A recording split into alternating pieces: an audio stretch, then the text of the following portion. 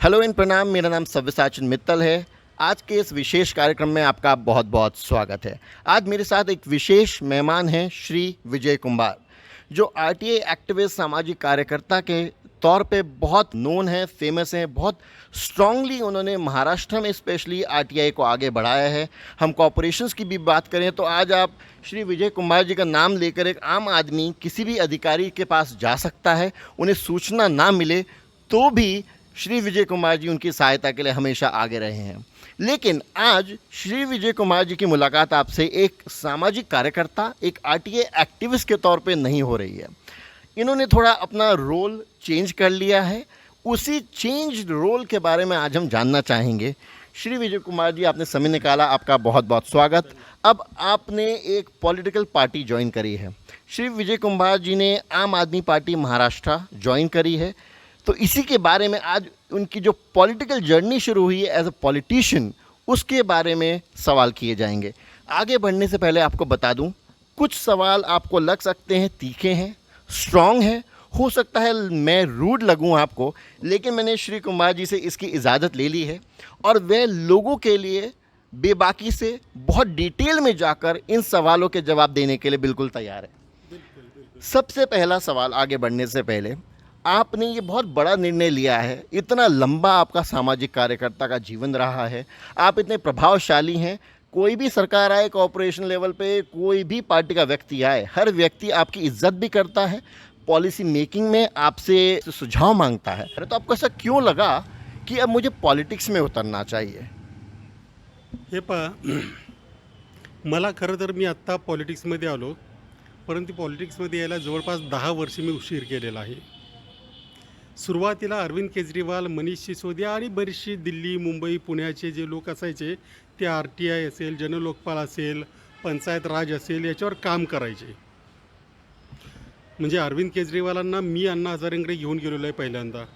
अण्णा हजारेंची खूप उशिरा ओळख झाली, त्याच्या आधी काही आंदोलनं झाली होती. परंतु असं असतानाही ज्या वेळेला आंदोलनांमध्ये फूट पडली त्यानंतर थोडंसं द्विधा मनस्थितीमध्ये आम्ही होतो. अरविंद केजरीवाल त्याही वेळेला म्हणत होते, आमच्यापेक्षा अरविंद केजरीवाल यांचा विचार करण्याची पद्धत थोडीशी वेगवान किंवा पुढची आहे असं म्हटलं तर चालेल. ते मला सर म्हणजे 2007 साली म्हटले होते, विजय आपण जे करतोय तेही बरोबर आहे, परंतु आपण जे करतोय ते आपण इतरांना अमुक करा असं सांगतोय. आणि ते करता करता प्रत्येक वेळेला आम्ही आंदोलनं करायचो, थोडंसं यश मिळायचं, एक पाऊल पुढं जायचं, परत 10 पावलं मागे यायची. याच्यातून मग त्यांनी मला त्या वेळेला म्हणाले होते की हे सगळं करायला आपल्याला राजकारणामध्ये उतरावं लागेल, आपल्याला सूत्र हातात घ्यावी लागतील. पण त्यावेळेला मला ते थोडंसं पटलं नव्हतं. त्यानंतर मग जे आंदोलनात काय झालं हे सगळ्यांना माहिती आहे. तरीही मी बरंच काम करत होतो, थोडंफार यश येत होतं.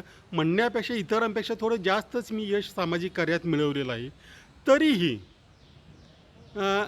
एका ठराविक काळानंतर असं वाटतं की जेवढं व्हायला पाहिजे, जेवढी आपल्याला लोकशाही समजायला पाहिजे, जेवढी लोकशाही रुजायला पाहिजे, तेवढी अजून रुजलेली नाही. त्यासाठी इतरांकडून काही करून घेण्यापेक्षा ते करण्याची जबाबदारी आपण स्वतःच घेतली पाहिजे. हे अरविंद केजरीवालांचं त्यावेळचं गोष्टही मला आठवली. आणि फार कमी वेळ म्हणजे फार उशीर झाला की आम्हाला जे काही अचीव करण्याची गोष्ट होती ती अचीव करण्याला जो प्रमाण वेळ लागायला हवा होता त्यापेक्षा जास्त वेळ लागला. म्हणून मी राजकारणात येण्याचा निर्णय घेतला. आणि दुसरी गोष्ट, आम आदमी पार्टीचे विचार, त्यांच्या व्हॅल्यूज ह्या मला पहिल्यापासून माहिती होत्या. म्हणजे इनफॅक्ट मी त्याच्यामध्ये होतोच. त्यामुळे त्याशिवाय म्हणजे मी बाहेर होतो तरी आम आदमी पार्टीचा सपोर्टरच होतो. म्हणजे त्यांच्या कार्यकर्त्यांना ट्रेनिंग देणं वगैरे हे सगळं मी करायचोच. परंतु प्रत्यक्षामध्ये मग म्हटलं की आता आपणच सूत्र हातात घेतली पाहिजेत, आपणच लढलं पाहिजे. जे बदल हवे आहेत ते करण्यासाठी आपल्याला आता मैदानात उतरावं लागेल. आणि मग आम आदमी पार्टी. आणि त्याही पूर्वी आणखी एक गोष्ट सांगतो, आम आदमी पक्षाचे माझे विचार जुळत असतानाही मी माझ्या फेसबुक पोस्टवर सगळ्यांना विचारलं होतं, आम आदमी पक्ष जॉईन न करण्याची 10 कारणं मला द्या. एकानेही कोणी दिलं नाही. BJPवाल्यांनी थोडंसं इकडे तिकडे केलं, फारच ॲरोगंट लोक आहेत वगैरे वगैरे, पण कुणीही उत्तर दिलं नाही आणि मी आम आदमी पार्टीमध्ये सामील झालो. बहुत बहुत धन्यवाद, आपने मेरे सेकंड क्वेश्चन का भी जवाब दे दिया। मेरा अगला क्वेश्चन श्री कुंभार से यही था कि आम आदमी पार्टी ही ज्वाइन करने का क्यों सोचा, क्यों नहीं और किसी दल? क्योंकि ऐसा तो कभी नहीं हुआ होगा, मैं मान सकता हूँ अनेक पॉलिटिकल पार्टीज़ ने आपको अप्रोच किया होगा। हर एक को टैलेंट चाहिए, हर एक को अच्छे बेबाक नेता चाहिए, हर एक को वह व्यक्ति चाहिए जो ज़मीन से जुड़ा हो, लोगों के मुद्दे पता हो, नीतियां बनानी आती हो, इन्फ्लुएंस कर सकता हो, प्रशासन पे उसका दबाव हो। तो आम आदमी पार्टी ही क्यों? लेकिन हाँ, जैसे आपने बताया श्री अरविंद केजरीवाल से आपके संबंध। और एक बात बता दूँ, मैं मराठी में भी बोलूँगा या हिंदी में भी बोलूँगा मैं। ये जब मैंने अनाउंस किया था कि मुझे 10 कारण बताइए, तब कुछ लोगों ने, पार्टी के लोगों ने डायरेक्टली तो पार्टी में आने के लिए नहीं कहा, लेकिन आप हमारे यहाँ अगर आएंगे तो आओगे तो आपका उचित सम्मान रखा जाएगा, ये ऑफर भी दिया था। बहुत सारी पार्टियाँ थी, लेकिन मैं अपने सम्मान के लिए पार्टी में नहीं आया हूँ, मुझे कुछ लोगों के लिए करना है, इसलिए मुझे पार्टी में जाना ज़रूरी था, और वो पार्टी सिर्फ आम आदमी पार्टी ही थी। नहीं, ये तो स्वाभाविक है। जो भी लोग आपको जानते हैं और जो लोग नहीं भी जानते हैं, जब वो आप विकिपीडिया भी जाके गूगल देखेंगे तो श्री विजय कुमार जी के बारे में पूरा डिटेल्ड बायोडेटा है। सो आप जैसे सामाजिक कार्यकर्ता जब पॉलिटिक्स में उतरते हैं तो ये स्वाभाविक हो जाता है कि कोई बहुत बड़ा कारण होगा। जैसे आपने बोला, आपको तो खुद महसूस होता है कि देर हो गई, बहुत पहले आ जाना चाहिए था, और आपको इस चीज़ का भी एहसास है जो आपके अरविंद केजरीवाल से भी डिस्कशन हुए कि जब तक राजकारण में नहीं आएंगे, एक्टिव पॉलिटिक्स में नहीं आएंगे, आप इन्फ्लुएंस कर पा रहे हैं लेकिन शायद नीतियों को इम्प्लीमेंट नहीं कर पा रहे हैं। लेकिन अब इसी से बढ़ता हुआ एक अगला क्वेश्चन मेरा उत्पन्न होता है। आप ही ने जो अभी बोला कि आपका उचित सम्मान रखा जाएगा, अब आपने आम आदमी पार्टी महाराष्ट्र ज्वाइन करी है एज ए संगठन मंत्री। थोड़ा तीखा लग सकता है प्रश्न, तो जब आम आदमी पार्टी लोकशाही की बात करती है तो आप पार्टी से तो जुड़े हुए नहीं थे डायरेक्टली, तो आप आते ही कहीं सीनियर पोजीशन पे विराजमान हो गए हैं, ऐसा कोई संदेश नहीं जाता? यू हैव बीन पैराशूटेड, पैराशूट करके आपको डायरेक्ट सीनियर पोजीशन पर रख दिया गया। इससे क्या पार्टी के अंदर के समीकरण, जो नेता हैं, उनमें कोई दिक्कत, आपके बीच में काम करने में समस्या, और लोगों को क्या मैसेज जाता है? हाउ विल यू एक्सप्लेन कि आप, क्योंकि देखिए ये भी मानना सही होगा, आपके पास पॉलिटिकल एक्सपीरियंस नहीं है, आप सामाजिक कार्यकर्ता बहुत बढ़िया हैं, इन्फ्लुएंस करते हैं, सारी पार्टियां घबराती हैं चोरी करने से, लेकिन because of lack of political experience and political capital, how do you qualify for a senior position? मी तुम्हाला एक गोष्ट सांगतो, याच्यामध्ये असं नसतं की राजकारणामध्ये येताना तुम्ही म्हणताय तेही एका याच्यापर्यंत बरोबर आहे, परंतु ज्यावेळेला एखादा चांगली व्यक्ती असते, त्याचे पोटेन्शियल असतं, त्यावेळेला त्या लोकांना घ्यावंच लागतं, आणि म्हणजे त्यावेळेला काहीतरी जबाबदारी द्यावीच लागते. दुसरी गोष्ट, मला राजकारणाचा अनुभव नाही, हा लोकांमध्ये पसरलेला गैरसमज आहे. मी म्हणजे अनेक राजकीय पक्ष, म्हणजे किंबहुना गेल्या 2-4 वर्षातलं बघितलं तर अनेक राजकीय पक्ष जे माझ्याशी संबंधित नाहीत, ते निवडणुकीपूर्वी माझा गायडन्स घेत होते, घेतात, आजही घेतात. इथून पुढे आता ते घेणार नाहीत, परंतु आज तक ते घ्यायचे. वो अलग बात है, वो आपके गाइडेंस को इस्तेमाल करते हैं कि नहीं? नहीं, वो बात अलग है, लेकिन मतलब उनको भी लगता है कि मुझे कुछ तो भी राजकारण में मला समजतं आहे त्याच्यामधलं, हे त्यांनाही वाटतं हे महत्त्वाचं नाही का. आणि दुसरी गोष्ट, ज्या वेळेला माझ्यासारखी व्यक्ती घेतली जाते त्यावेळेला तो व्यक्ती काय करू शकतो, म्हणजे त्याला खालून वर आणायचं की एकदम आणि माझ्यासारखा मला नाही वाटत पार्टीमध्ये मला कुणाचा विरोध आहे असं. आणि त्यामुळे सगळ्यांना हवा असणारा किंवा सगळ्यांना जवळ ठेवू शकणारा, पार्टीमध्ये माझं एक भाषण आहे काल परवाचंच, किमान आम आदमी पार्टीमध्ये, भले अरविंद केजरीवाल असो, मनीष सिसोदिया असो, आतिश असो, विजय कुंभार असो, प्रत्येक कार्यकर्ता अरविंद केजरीवाल आहे, प्रत्येक कार्यकर्ता मनीष आहे, प्रत्येक कार्यकर्ता विजय कुंभार आहे, प्रत्येक कार्यकर्ता आतिश आहे. ही जी पदं दिली जातात ही फक्त त्या पक्षाचा कारभार सुरळीत व्हावा, पक्षाला काहीतरी ऊर्जित अवस्था यावी त्यासाठी दिली जातात. त्यामुळे वरून मला पॅराशूटसारखं आणलं असं मग तसं म्हटलं तर हे सगळे मला खूप ज्युनियर आहेत, कारण मी पार्टीच्या पहिल्या मिटिंगला जी दिल्लीमध्ये झाली, लक्ष्मीनगरमध्ये, त्या मिटिंगला मी होतो, प्रीती होत्या, मनीष होत्या. परोक्ष रूप से शुरू से मैं जुड़ा हुआ हूँ, तो ऐसे नहीं कि पैराशूट. और वैसे भी ये जो आम आदमी पार्टी के लोग आहेत ते माझं गायडन्स गेली 10 वर्ष घेता येतच. म्हणजे निवडणूक कशी लढवावी याच्यावर 2 वर्षापूर्वी मी आणि झगडे साहेबांनी ट्रेनिंग दिलं तो आप कहना चाह रहे हैं कि जितने भी पार्टी के कोई एडमिनिस्ट्रेटिव पोजीशंस पे जो लोग हैं वो ऑलरेडी आपसे गाइडेंस लेते रहे हैं, बिल्कुल। जो पदाधिकारी हैं वो आपको जानते हैं और आपसे गाइडेंस लेते रहे हैं, ले रहे हैं, तो आपको एक्सेप्ट करने में उन्हें कोई दिक्कत नहीं हुई होगी। इसी से जुड़ा हुआ एक और प्रश्न है, अब जब महाराष्ट्र की बात करते हैं या किसी भी राजनीतिक दल की बात करते हैं, एक होता है पार्टी प्रेसिडेंट, एक होता है सेक्रेटरी, ये एक अलग टर्म है सुनने के लिए, संगठन मंत्री।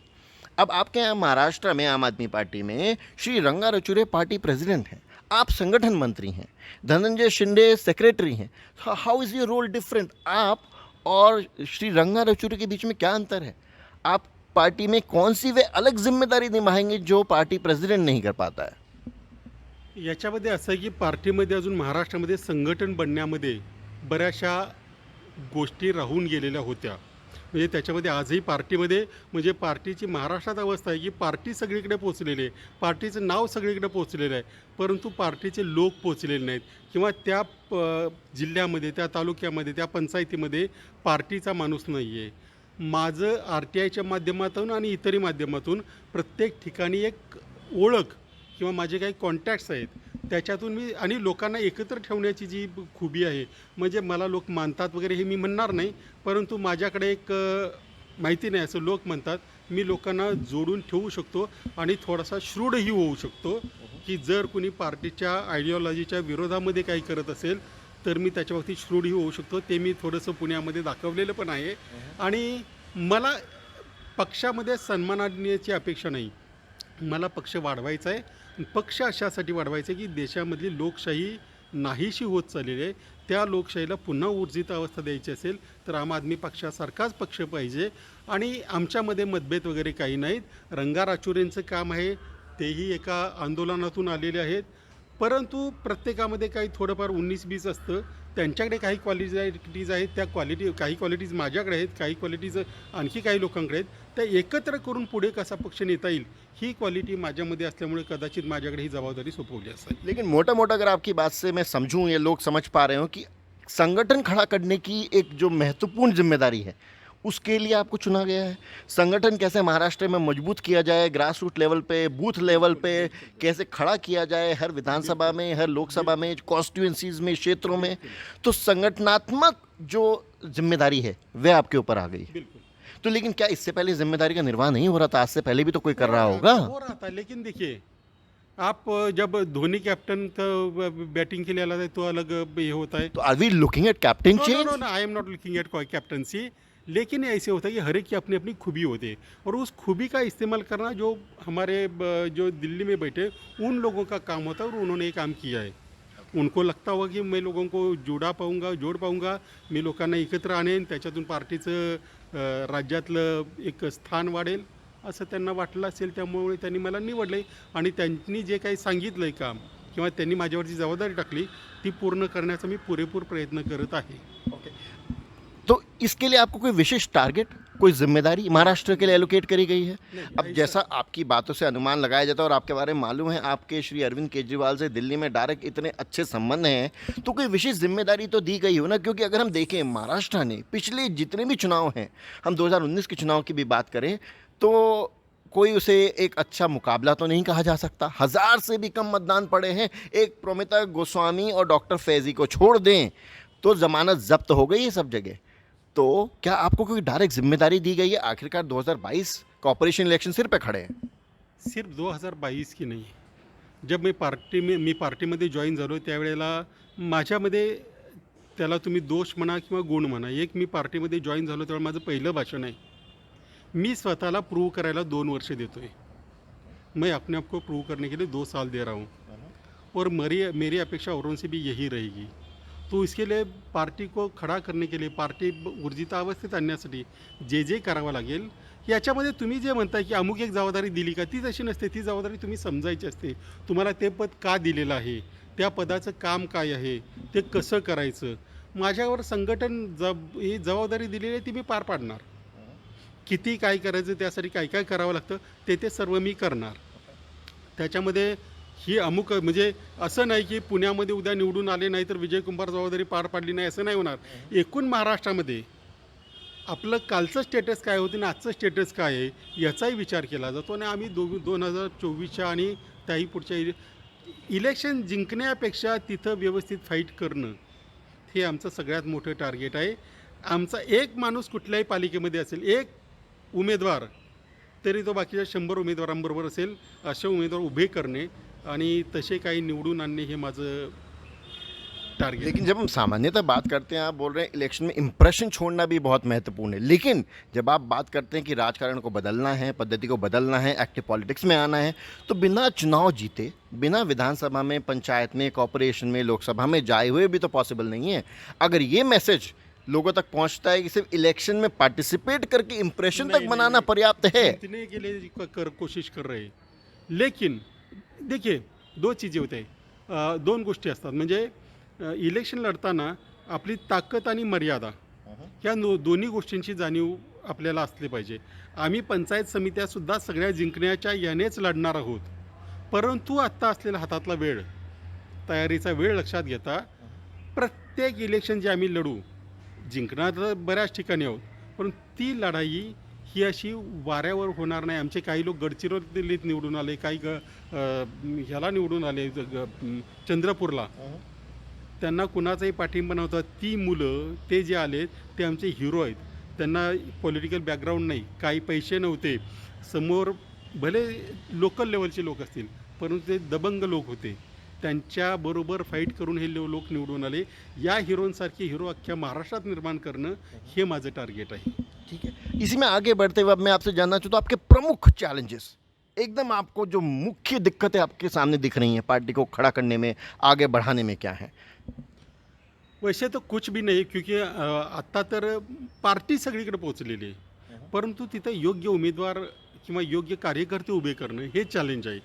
काही इतर पक्षांचे लोक आमच्यामध्ये घुसण्याचा प्रयत्न करत आहेत, ऑलरेडी काही घुसलेले आहेत.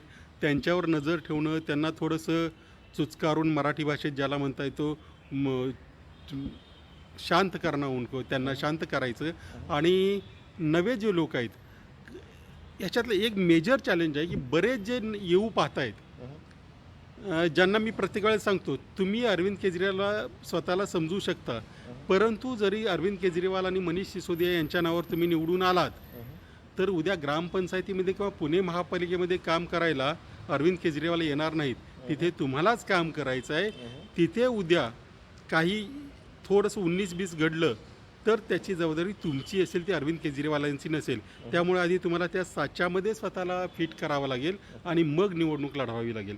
हे मोठं चॅलेंज आहे की त्यांना हे समजून, कारण पिढीजात जे राजकारण चालत आलं आहे त्याच्यापासून आम आदमी पार्टीचं राजकारण कसं वेगळं आहे हे त्या कार्यकर्त्यांच्या डोक्यामध्ये घुसवणं हे खरं चॅलेंज आहे. ओके ओके, लेकिन आपके जवाब से दो प्रश्नों का और निर्माण होता है. एक तो ये कि आप कह रहे हैं एक अच्छे उम्मीदवार आपको चाहिए और संगठन पहुंच चुका है, तो संगठन पहुंच चुका है का मतलब ये निकाला जाए कि बूथ लेवल तक, विधानसभाओं में, कॉर्पोरेशंस में, सब जगह आपका संगठन मौजूद है? नहीं, आप नहीं, सिर्फ नहीं, उम्मीदवार ना मिलने के कारण आगे नहीं बढ़ पा रहे? नहीं नहीं नहीं, हमारी पार्टी पहुंच चुके हैं, संगठन पहुंच रहा है.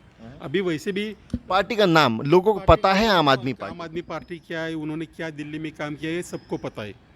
लेकिन जब लोग देखते हैं वहाँ कि हर एक जो लोग है वहाँ के, प्रत्येक माणूस तिथला, तो बघतोय की आपल्या भागामधला अरविंद केजरीवाल कोण, आपल्या भागातला मनीष सिसोदिया कोण, तो तिथं देणं हे माझं चॅलेंज आहे. तो माणूस शोधणं. असे बरेच जण आहेत, म्हणजे लोक काही वाईट नसतात, येणारी परिस्थिती किंवा आसपासचे जे राजकारण आहे ते त्यांना थोडंसं वेगळं वागायला भाग पाडतं. काही गोष्टी, काही लोक अशी आहेत की जे वेगळ्या पक्षात असल्यामुळे त्यांना थोडंसं वेगळं वागावं लागलं, पण त्यांचा मूळ स्वभाव हा चांगला आहे. त्यांनाही शोधणं हे चॅलेंज आहे. ओके, लेकिन और दूसरा आप कह रहे हैं कि आखिरकार जिम्मेदारी तो वहाँ के जो भी चुन के आएंगे उन कैंडिडेट्स की है, उन उम्मीदवारों की है. तो स्टार कैंपेनर्स का जो कॉन्सेप्ट है, जब हम देखते हैं आज नरेंद्र मोदी के नाम पे इलेक्शन लड़े जा रहे हैं, दिल्ली में भी हम देखें तो अरविंद केजरीवाल के पोस्टर के नाम पे इलेक्शन लड़े जाते हैं, तो क्या वह अहमियत ख़त्म हो गई है? नहीं नहीं, बिल्कुल वो अहमियत तो बिल्कुल है. अरविंद केजरीवाल का नाम चलता है हर जगह. तो वो ब्रांड है. अरविंद केजरीवाल वैसे भी ब्रांड बन चुके हैं, इसमें कोई दो राय नहीं है. कोई कुछ भी बोले, लेकिन वो ब्रांड बन चुके हैं। हर एक आदमी चाहता है, और हमारे लिए अरविंद केजरीवाल हर आम आदमी है। छोटा बच्चा, अगर स्कूल में जाओगे, मेरे पास कल ही कुछ बच्चे आए थे एक एजुकेशन इंस्टीट्यूट के, शायद वो आने वाले दिनों में हमारे पार्टी में आ जाए। हर एक चाहता है कि मैं अरविंद केजरीवाल बनूं। तो ये हमारी ताकत है, कमज़ोरी नहीं है। और लोग भी चाहते हैं कि जैसे काम अरविंद केजरीवाल ने किया है वैसा काम हमारे गांव में भी हो, और यही हमारी ताकत है। लेकिन अरविंद केजरीवाल को तो आज जैसे एक फ्रीबीज देने के नाम से भी तो जाना जा रहा है। वो पंजाब जाते हैं तो वो कहते हैं कि फ्रीबीज हैं, गोवा जाते हैं तो कहते हैं फ्रीबीज हैं। ये बिल्कुल जो लोग कहे उनको लोकशाही समज में नाही आ रही, त्यांना लोकशाही लक्षात नाही आलेली। अरविंद केजरीवालने काही फ्री दिलेलं नाही आहे। अरविंद केजरीवालने जे लोकांच्या करामधून द्यायला पाहिजे लोकांना, जे लोकशाहीने लिहून दिलेलं आहे, घटनेमध्ये लिहून ठेवलेलं आहे, ते दिलं आहे। हे देणं अपेक्षित होतं, परंतु ते कोणी देत नाही, त्यामुळे ते आपल्याला फ्री वाटतंय। शासन कर कशासाठी घेत असतं? चांगले आरोग्य सुविधा, चांगलं लोकांना रस्ते, चांगलं पाणी, वीज याच्यासाठी जर टॅक्स घेत असतो, मग ते दिलं तर बिघडलं कुठे? आणि एवढं देऊनही दिल्लीमधलं बजेट वाढलेलं आहे, दिल्लीमधलं बजेट फायद्यामध्ये आहे।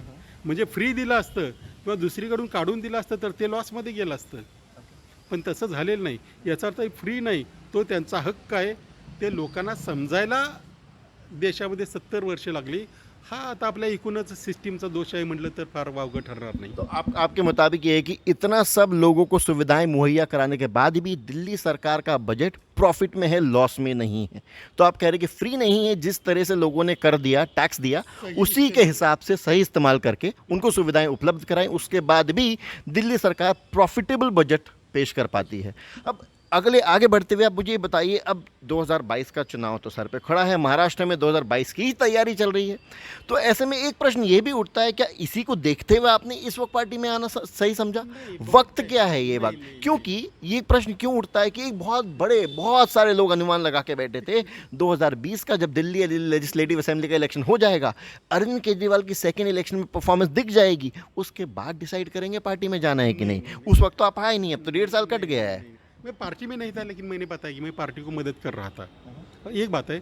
और महाराष्ट्र की इलेक्शन 2024 को है, जिसके लिए लोग नॉर्मल, हम कॉर्पोरेशन इलेक्शन की बात कर रहा हूँ। मैं कॉर्पोरेशन तो नहीं लड़ने वाला हूँ, मैं एक्चुअली इलेक्शन लड़ूँ। आपने मेरा एक और सवाल का जवाब दे दिया, जो शायद मेरा अंतिम क्वेश्चन था कि आप खुद नहीं लड़ने वाले, उस पर मैं बाद में आता हूँ। लेकिन 2022 कॉर्पोरेशन महाराष्ट्र के संदर्भ में आई you ready? Is Aam Aadmi Party ready? Are you going to contest? सारे सीटों पे आप इलेक्शन लड़ने वाले हैं? सारे सीटों पर लड़ने की कोशिश करेंगे। देखिए, हर बार हमारा यही टारगेट होगा कि सही उम्मीदवार, ये ज़्यादा बड़ा इम्पोर्टेंट रहेगा। मैंने पहले भी बताया आपको, हमें कारपोरेशन में ऐसे लोग चाहिए जिनको सारे प्रॉब्लम्स की जानकारी हो, या तो उनको प्रॉब्लम्स को कैसे हल करना है, टैकल करना है, इनकी जानकारी हो। अगर कोई गलत कर रहा है तो उसे कैसे रोका जाए, भले एक आदमी हो लेकिन वो इसको रोक सकता है, इससे पहले ये हो चुका है। ऐसे उम्मीदवारों को देना ये हमारा चैलेंज है, और हम बहुत सारे सीटें लड़ने वाले हैं। तो आप कोशिश करेंगे, ज़रूरी नहीं है कि आप सारी सीटें लड़ेंगे कॉर्पोरेशन में? कोशिश तो सारी सीटें लड़ने की करेंगे, लेकिन हो सकता है कहीं हमें उस जिसका हम इंतज़ार कर रहे हैं, क्योंकि अपेक्षा कर रहे हैं, उस तरह का उम्मीदवार ना मिले। एक क्वेश्चन, जैसे लोगों को पता चला मैं आपका इंटरव्यू करने वाला हूं, मेरे पास भी कुछ क्वेश्चंस आए हैं। एक क्वेश्चन ऐसा भी आया है कि आम आदमी पार्टी में एक अंदरूनी ऐसा माहौल है कि गिने चुने ही लोग हैं जो आगे से चुनाव लड़ते हैं, पार्टी चलाते हैं। तो क्या ऐसी भी पॉसिबिलिटी है जिन्होंने 2019 में लेजिस्लेटिव असेंबली का चुनाव लड़ा था, वे वापस नगर सेवक के लिए भी चुनाव में खड़े होंगे?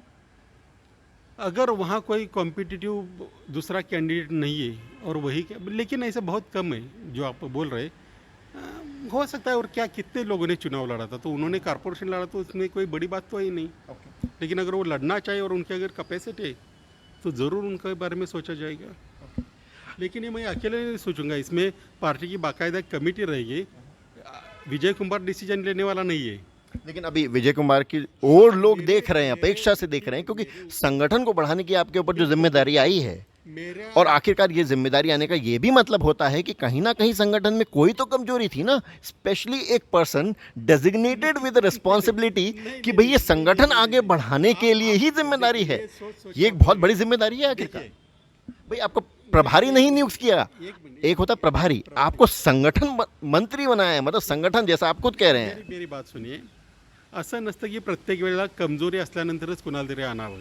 आपली जी आहे ती स्ट्रेंथ वाढवण्यासाठी सुद्धा पार्टीमध्ये काही लोकांना बोलवलं जातं, त्यांच्या एक्सपर्टाईजचा वापर केला जातो. तशातला इथे कमजोर होतं म्हणून विजय कुंभार आले असं काही नाही. तसंही मी कधी ना कधी येणारच होतो आणि ज्यावेळी मी पार्टीत यायचा निर्णय घेतला त्यावेळी माझ्यासमोर दुसरं ऑप्शन काहीच नव्हतं. एकतर आम आदमी पार्टीमध्ये येणं, नाहीतर मग आपलं सोशल वर्क चालू ठेवणं. मी आम आदमी पार्टीमध्ये आलो. तो अब इससे ये भी अनुमान लगाया जा सकता है कि और भी आपके जैसे समान सोच रखने वाले जो अनेक लोग हैं, चाहे वो विश्वम्बर चौधरी जैसे लोग हों, क्या उन्हें भी आप पार्टी में लाने का प्रयास करेंगे? बिलकुल प्रयास करूंगा. लेकिन याच्यामध्ये दोन गोष्टी आहेत. म्हणजे एक सामाजिक कार्यकर्ता म्हणून सांगतो, बरेच वर्ष मी सामाजिक कार्यात घालवलेले आहेत. सामाजिक कार्यकर्त्याचा माइंडसेट बदलणं हे खूप मोठं अवघड काम आहे. कारण मी सगळे सामाजिक कार्यकर्ते खूप बघितले. अण्णांशी माझे संबंध होते, अरुणा रॉयशी संबंध होते, म्हणजे आहेत रादरी. अरविंद केजरीवाल आहेत, प्रशांत भूषण आहेत, सगळ्यांशी माझे संबंध आहेत आणि चांगले संबंध आहेत. परंतु राजकारणाकडे बघण्याचा प्रत्येकाचा दृष्टिकोन थोडासा संकुचित नाही म्हणणार, परंतु वेगळा आहे. त्याची कारणं काय आहेत याचा विचार अभ्यासकांनी करावा. परंतु यातल्या बऱ्याच लोकांना राजकारणात येणं म्हणजे थोडंसं आपल्या विचारांशी कुठेतरी तडजोड करणं असं वाटत असावं. त्यामुळे ते राजकारणात यायला तयार नाहीत. परंतु त्यांचं मतपरिवर्तन करण्याचा प्रयत्न मी 100% करणार, जे येतील त्या सर्वांचा. और इसी के साथ एक सेकंड लास्ट क्वेश्चन आपसे पूछना चाहता हूँ, महाराष्ट्र 2022 के संदर्भ में ही, क्योंकि पहले तो वही आपके पास इलेक्शन आएगा और आप स्वाभाविकता मुझे लगता है सहमत भी होंगे, अगर आपकी बूथ लेवल की ही कमेटी स्ट्रांग नहीं है, बूथ मैनेजमेंट नहीं है, आपके पास नीचे तक संगठन नहीं है, तो आप लेजिस्लेटिव असेंबली हो या लोकसभा हो, नीचे से ही संगठन खड़ा होता है. तो कोई आपने उसके लिए रूपरेखा बनाई, कोई मैनिफेस्टो बनाया, कोई समस्याएं रेखांकित करी हैं जिनके दम पे specially Arvind Kejriwal is famous for आम आदमी की समस्याएं, बिजली, पानी, सैनिटेशन, शिक्षा. तो कॉरपोरेशन लेवल पे महाराष्ट्र में 2022 में आपकी मुख्य क्या समस्याएं जो आपको दिखती हैं, जिनके लिए निवारण करने के लिए भारतीय जनता पार्टी हो, कांग्रेस हो, राष्ट्रवादी हो, इन्होंने प्रयत्न नहीं करे और आप कोई अनोखे प्रयत्न कर सकेंगे? क्योंकि एक और प्रश्न है, आप कॉरपोरेशंस में और कहीं नहीं हैं, दिल्ली कॉरपोरेशन आपके पास नहीं है, you are a legislative assembly presence party.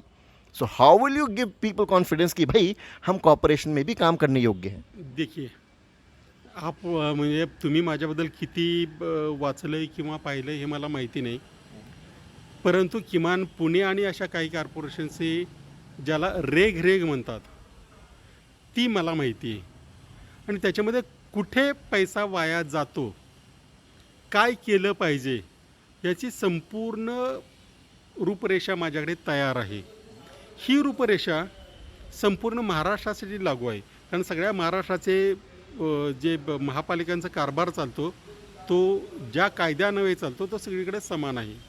त्यामुळे अशा कायद्याचा आणि याच्यामध्ये बजेटमध्ये कुठे त्रुटी आहेत, बजेटमध्ये गळती कशी होते, काय कामं केली म्हणजे पैसा वाचू शकतो. आता तुम्ही जर आणखी एका गोष्टीकडे बघितलं, अमेनिटी स्पेसचा आता विषय चालला आहे, परंतु पुणे महापालिका ही देशातली कदाचित एकमेव महापालिका आहे की ज्याच्यामध्ये ज्या पब्लिक प्रॉपर्टीज आहेत, जे नगरसेवक घ्यायचे, त्याच्यामध्ये मी कोर्टात गेलो आणि पुणे महापालिकेसाठी एक स्पेशल लँड अलॉटमेंट पॉलिसी आली. पुणे महापालिका ही देशातली पहिली महापालिका आहे ज्याच्यामध्ये RTI लायब्ररी आहे. पुणे महापालिका ही देशातली पहिली महानगरपालिका आहे ज्याच्यामध्ये प्रत्येक सोमवारी लोकांना फाईल्स कोणताही अर्ज करून न देता पाहायला मिळतात. आणि याच्यामध्ये माझं थोडंफार योगदान आहे. त्यामुळे ती कामं कशी करून घ्यायची, पुणे महापालिकेतली बजेटची गळती, पुणे महापालिकेत होत असलेले कचऱ्याच्या समस्या, मी अनेक वेळा म्हटलेलं आहे की ह्या पाण्याचा प्रश्न हा सुटत का नाही, कारण तो सोडवू द्यायचा नाही. कारण तो प्रश्न अर्धवट ठेवणं याच्यामध्ये मताचं गणित असल्यामुळे तो पूर्ण प्रश्न सोडवू दिला जात नाही आणि हे सगळं महाराष्ट्रभर घडतं. त्यामुळे त्या समस्या कशा पद्धतीने ॲड्रेस करायच्या याचं सोल्युशन माझ्याकडे आहे आणि त्याच्या अनुषंगाने आगामी काही काळामध्ये याचा मॅनिफेस्टो आमचा बनेल आणि लोकांनाही कळेल की इतरांपेक्षा आमचा मॅनिफेस्टो कसा वेगळा आहे. हा एक भाग झाला. आणि संघटन म्हणाल तर अजूनही 8 महिने आहेत. मी आत्ता पार्टीमध्ये आलो आहे, परंतु माझ्यासारख्या माणसाला 8 महिने ही बराच मोठा कालावधी आहे. टेक्नॉलॉजी बदलते आहे, त्याचा वापरही मी करतो आहे आणि प्रत्येक कार्यकर्त्याशी मी रोजच्या संपर्कात राहील अशा पद्धतीने त्या टेक्नॉलॉजीचा मी वापर करणार आहे. तो आपकी बात से ये भी मतलब निकाला जाए कि 8 महीने अभी हैं, तो लोगों को घबराने की ज़रूरत नहीं है, क्योंकि मैं तो ये समझ के चल रहा था कि 8 महीने कुछ भी नहीं है. साधारणतः जब हम राजनीति की बात करते हैं संगठन बनाने के लिए, एक आईआईटी का बच्चा भी एंट्रेंस एग्जाम की तैयारी करता है तो 2 साल लेता है. आप बोल रहे हैं 8 महीने पर्याप्त है? 8 महीने बहुत है अभी, बहुत है 8 महीने हमारे लिए. ठीक है. काम बहुत करने वाले के 10 मिनट भी बहुत होते हैं. 8 महीने तो बहुत बड़ा पीरियड है. आपकी बातों में जो उत्साह है, जो ऑप्टिमिज्म है, वो बहुत अच्छा है. लेकिन हाँ, ज़मीनी तौर पे इस पे कितना रिजल्ट निकलेगा वह समय भी बताएगा. हम मिलेंगे 22 के इलेक्शन के बाद. बिल्कुल.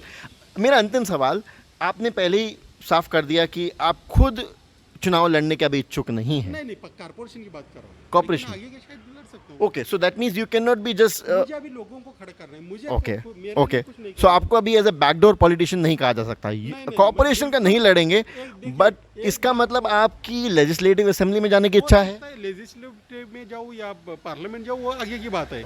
फिलहाल मेरा टारगेट कॉर्पोरेशन इलेक्शन है और पॉलिटिक्स में आने के बाद अगर कोई कहता है कि मैं इलेक्शन नहीं लड़ूंगा तो उसको पॉलिटिक्स में नहीं आना चाहिए. तो फिर वो बैकडोर हम करते ही थे ना मदद, तो फिर पार्टी ज्वाइन करने का मतलब ही क्या था. श्री विजय कुमार अब एक्टिव पॉलिटिशियन के तौर पे सामने आने वाले हैं. अब एक अलग politician. चेहरा दिखने वाला है. चेहरा नहीं, विजय कुमार वही रहेगा. ओके लेकिन पॉलिटिशियन का जो चेहरा लोगों के सामने है ओके वो विजय कुमार का चेहरा नहीं रहेगा. ओके. अलग किस्म का पॉलिटिशियन का चेहरा हम आने वाले दिनों में लोगों को दिखाएंगे. सो राजनीति को बदलने के लिए, बिल्कुल. पॉजिटिव चेंज लाने के लिए, जो Shri Vijay Kumar as a social activist नहीं कर पा रहे थे या उन्हें लगता है बेहतर रूप से कर सकते हैं, तो आपकी बात से, क्योंकि बहुत बड़ा मैसेज उन सभी सोशल एक्टिविस्ट के पास भी जा रहा है कि अगर आप पॉलिटिक्स में आते हैं तो आपकी जो क्षमताएं हैं उनका बेहतर प्रयोग हो सकता है. बिल्कुल बिल्कुल हो सकता है, क्योंकि आज तक हम सिर्फ एप्लीकेशन करते थे, कोर्ट में जाते थे. आज अगर हम सरकार में आ गए या कॉर्पोरेशन में आ गए तो जो हम चाहते हैं वो खुद कर पाएंगे. जो त्रुटियां आप देखते थे, जो कमजोरियां आप देखते थे, जिनके बारे में आपको सारी माहिती है, जानकारी है, उनका आप निवारण करने में सक्षम बिल्कुल बिल्कुल करेंगे, क्योंकि उस वक्त हमारे लिए कोई बीच में किसी को अर्ज एप्लीकेशन या ऐसे कुछ नहीं करना पड़ेगा, खुद कर पाएंगे. बहुत बहुत धन्यवाद आपका श्री विजय कुमार जी. आपने बेबाकी से बहुत प्रश्नों के जवाब दिए और आप चिढ़े नहीं, जबकि आपको ये प्रश्न मालूम नहीं थे. मैंने बोला भी था दर्शकों को कि आपसे थोड़े तीखे स्ट्रॉन्ग क्वेश्चंस पूछे जा सकते हैं, लेकिन you continue to answer them. लोगों को, पॉलिटिशियन को तीखे सवाल पूछने चाहिए. यही हम 30-35 सालों से करते आए हैं. मैं चाहता हूँ, मैंने कई बार लोगों को बोला कि मुझे पूछे, बहुत कठिन से कठिन प्रश्न पूछिए. क्योंकि जब तक, देखिए, मैं जो आरटीआई कट्टा लेता हूँ उसका मकसद क्या होता है कि जब तक मेरे सामने जो आदमी बैठा है या बंदा बैठा है उसके मन में जो सवाल है उसका जवाब नहीं मिलता, तब तक उसको समाधान नहीं मिलता.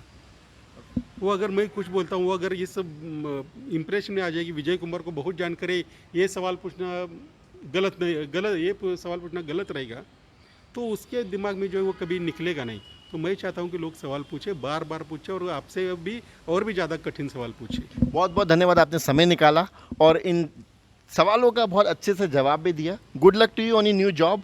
Let's see how Shri Vijay Kumar as a politician, उनकी क्या परफॉर्मेंस होगी ये समय बताएगा. Thank you so much once again.